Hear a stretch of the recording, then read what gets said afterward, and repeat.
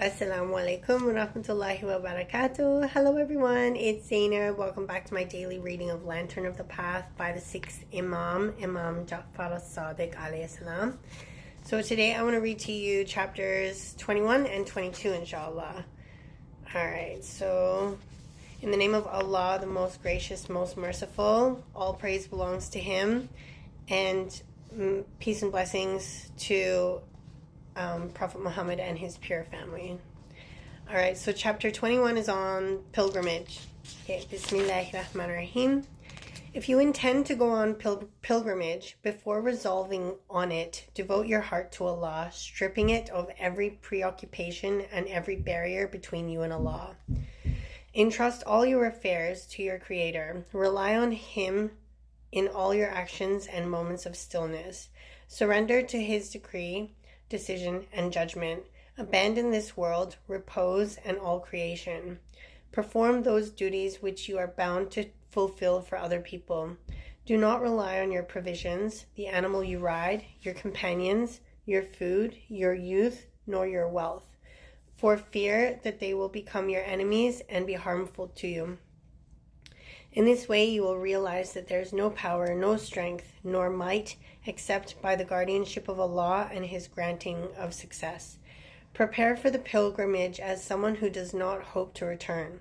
Keep good company and be diligent in observing all your obligations to Allah and the prophetic practices.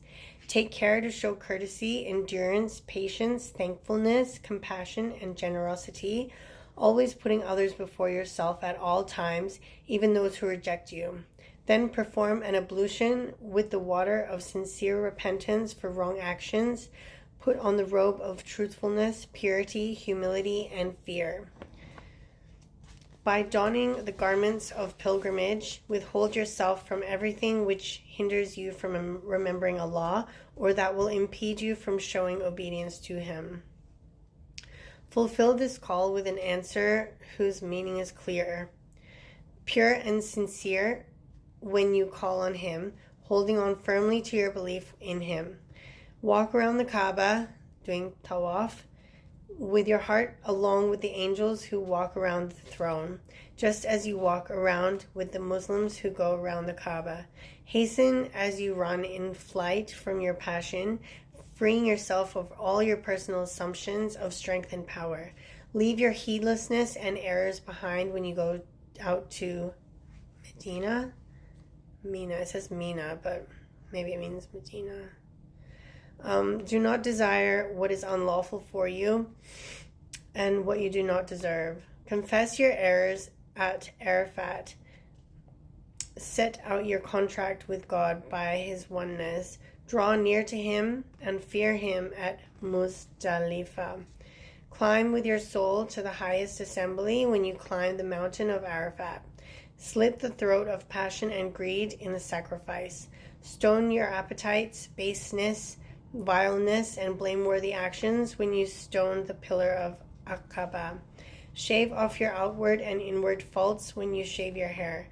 Enter into the security of Allah, His protection, His veil, His shelter, and His watchfulness, and abandon the pursuit of your desires by entering the sacred precinct. Visit the house and walk around it to glorify its master, His wisdom, His majesty, and His power. Embrace the stone, being content with His decree and humble before His might. Leave everything that is other than Him in the valedictory tawaf. Purify your soul and your innermost being for the meeting with Allah on the day when you will meet Him. When standing on Safa, take on valor and courtesy from Allah by annihilating your attributes at Marwa. Be consistent in the conditions of your pilgrimage and fulfill the contract you have made with your Lord, by which you have obliged yourself to Him on the Day of Judgment.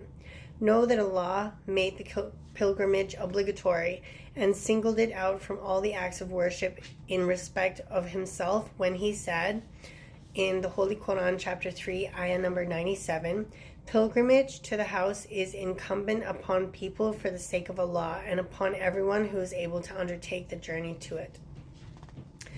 The Prophet ﷺ established the organization of the rituals of pilgrimage as preparation for and in indication of death, the grave, the resurrection, and the Day of Judgment. In this lesson for mankind, he discriminates between those who will enter the garden and those who will enter the fire, through his demonstrating the pilgrimage rites from beginning to end to those with intelligence and prudence. MashaAllah. Okay, now chapter 2 is on charity. Bismillahirrahmanirrahim. Obligatory charity for the sake of Allah is due from every single part of your body, even from every root of your hair. In fact, charity is due for every instant of your life. Charity of the eye means looking with consideration and averting the gaze from desires and things similar to sounds, such as wisdom. What are you doing? Yeah, the Quran, wisdom, the Quran, the benefits of the faith contained in warnings and good counsel, and to that which your salvation lies, and by avoiding their opposite, such as lies, slander, and similar things. Charity of the tongue means to give good counsel to the Muslims, to awaken those who are heedless, and to give abundant glorification and remembrance, dhikr, and other similar things. Charity of the hand means spending money on others, to be generous with Allah's blessings to you, to use it in writing down knowledge and information by means of which other Muslims will benefit in obedience to Allah, and to restrain the hand from evil. Charity of the foot means to hasten to carry out one's duty to Allah by visiting virtuous people, assemblies of remembrance, dhikr, putting things right between people, maintaining ties of kinship, engaging in jihad, and doing things which will make your heart sound and your faith correct. We have mentioned here just some of the ways of zakat, namely those understood by the heart and those the self can deal with. Although there are others too numerous to mention, mastered by no one but his sincere and intimate bondsmen. Indeed, these latter are the lords of zakat, and to them belongs its mark of distinction. O Allah, give me success in what you love and in what makes you content. Inshallah. Ameen. Thank you for joining me today as I read Lantern of the Path to you. And inshallah, I hope you'll join me again tomorrow as I read to you again. Inshallah. Until then, stay blessed and stay tuned for more.